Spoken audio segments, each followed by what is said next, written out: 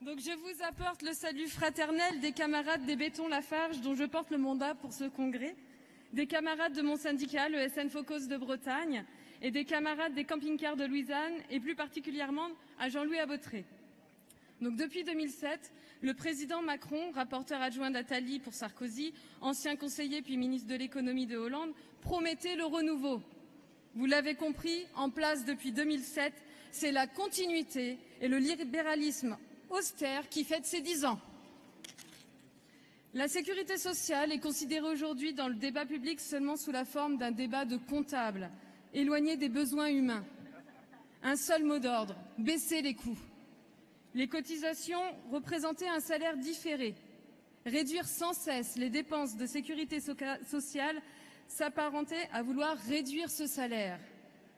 Pouvons-nous encore parler de salaire différé puisque les cotisations disparaissent au profit de l'augmentation de la CSG? Les exonérations patronales perdurent et la sécurité sociale les finance à la place de l'État. Cette étatisation de fait entraîne le système vers une privatisation rampante. La sécurité sociale devient plus inégalitaire de jour en jour. Il est important de résister à la casse de la sécurité sociale. Non à un système par capitalisation, non à la fin de la solidarité, non à un système européen qui conduirait encore une fois de plus à une baisse de nos acquis, du moins ce qu'il nous en reste. Oui à notre protection sociale française. Nous avons eu un cahier de réclamations dans nos besaces à l'entrée, de choses que nous avons déjà ou que nous ne voulons plus. Mais où sont les revendications ? Il est temps que FO se fasse réentendre. Hausse le ton! Il devient urgent que notre confédération ait un discours clair sur tous les sujets en lien avec ses adhérents de la base.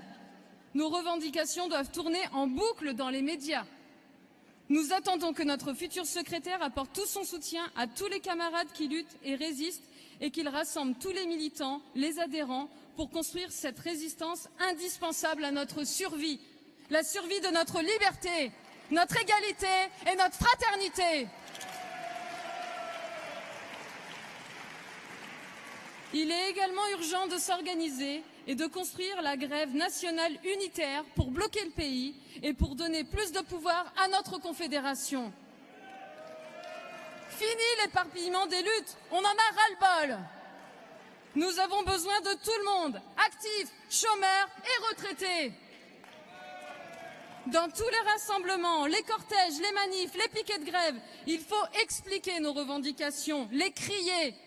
Non à la casse de la sécurité sociale, non à la casse des services publics, non à la casse du code du travail, non à la dictature de la dette, non à la fin des CHSCT, non à la fin des 200 000 mandats.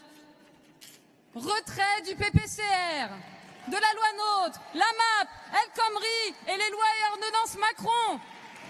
Il faut l'abrogation de la loi travail. Oui au maintien du code du travail, au principe de faveur, au service public, au statut garant d'indépendance, à l'éducation nationale égalitaire, à la formation libre et nationale des travailleurs et à la protection sociale universelle.